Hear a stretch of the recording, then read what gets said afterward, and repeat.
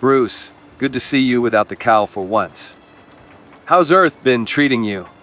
I just got back from Xandar. The Nova Corps sends their regards, by the way. They're still impressed you helped us with that Skrull situation last year. How's Robin doing, Alfred? The whole Bat family's still keeping Gotham together one night at a time. Richard, welcome back. Everyone's doing well. Robin's progressing with his training faster than expected. Alfred's been asking when you're visiting the manor again. Something about proper meals versus space rations. Gotham's been relatively stable, which usually means something bigger is coming. But I asked you here because I need someone with experience handling speed-based threats. We've got a serious problem developing.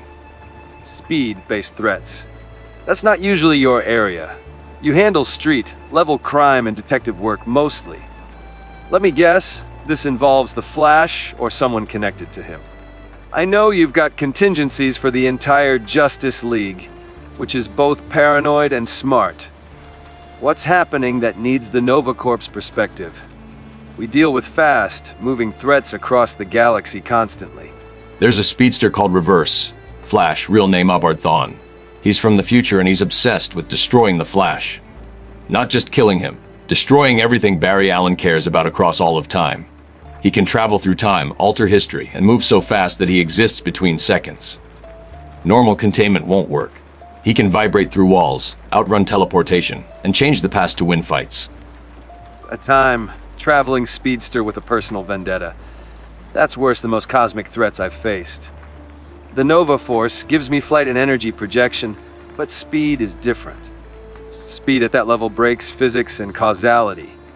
If he can change the past, he can undo any victory against him. How do you fight someone who can literally erase your success from the timeline before it happens? That's exactly the problem I'm trying to solve. Reverse, Flash doesn't just run fast, he weaponizes time itself. He's killed Barry's mother, destroyed his relationships, and tormented him across multiple timelines. But he never kills Barry permanently because he's obsessed with making him suffer. That obsession is exploitable. He wants Barry to witness his own failure, which means Thawne follows patterns. Patterns can be predicted and countered. You're planning to use his obsession against him. That's solid strategy if you can actually implement it.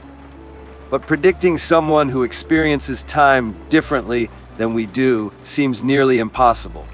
He could see your trap coming from the future and avoid it in the past. Time travel makes normal tactical thinking useless. You need something that works across all timelines simultaneously, which sounds like magic more than technology. I've been working with Dr. Fate and Zatanna on exactly that. The plan involves creating a temporal anchor, using the Rock of Eternity as foundation. It's a location that exists outside normal time, connecting all eras simultaneously. We lure Reverse Flash there, and once he enters, time manipulation stops working. He'd still be fast, but he can't run to the past or future. He's locked in the present moment. The Rock of Eternity as a trap. That could work if you can actually get him there. But why would Reverse Flash enter a place that negates his biggest advantage? He's not stupid. He's a genius from the future with access to historical records. He'd know about the Rock's properties and avoid it. You need bait he can't resist.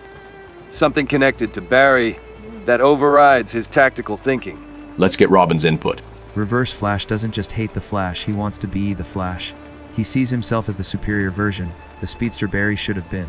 His entire identity is built on being better than his hero-turned-enemy. If we fake a situation where Barry achieves something Thawne thinks only he deserves, like recognition as the greatest speedster ever, his ego won't let him ignore it. He'll come to prove he's superior, walking right into the trap. Robin's analysis makes sense. Ego and obsession make people predictable. I've seen conquerors walk into obvious traps because they couldn't accept someone challenging their superiority. If Reverse Flash believes Barry is getting recognition he doesn't deserve, he'll show up to ruin it. That's basic psychology. But what happens once he's in the Rock of Eternity and can't time travel? He's still faster than anyone else there. That's where the secondary plan activates.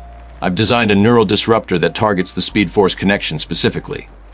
It doesn't stop him from moving. It disrupts his ability to process information at super speed. His body still moves fast, but his mind can't keep up. He becomes disoriented, loses coordination. At that point, containment becomes possible using reinforced cells designed to hold speedsters. A neural disruption of his speed force connection.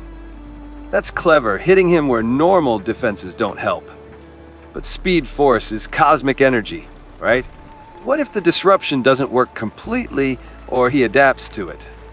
Guys from the future usually have countermeasures for things. He might have technology or knowledge that lets him bypass your disruptor. You need a backup for when the technology fails. If I may interject, Master Bruce, this plan requires Reverse Flash to remain in the Rock of Eternity long enough for the disruptor to take effect. What prevents him from simply leaving the moment he realizes it's a trap? Even without time travel, his speed should allow escape before your device fully activates. The window seems dangerously narrow for success, and failure means facing an angry speedster with nothing left to try. Alfred's concern is valid. That's why the Rock of Eternity trap includes a secondary component. The moment Thawne enters, magical wards activate that create a barrier keyed specifically to Speed Force energy.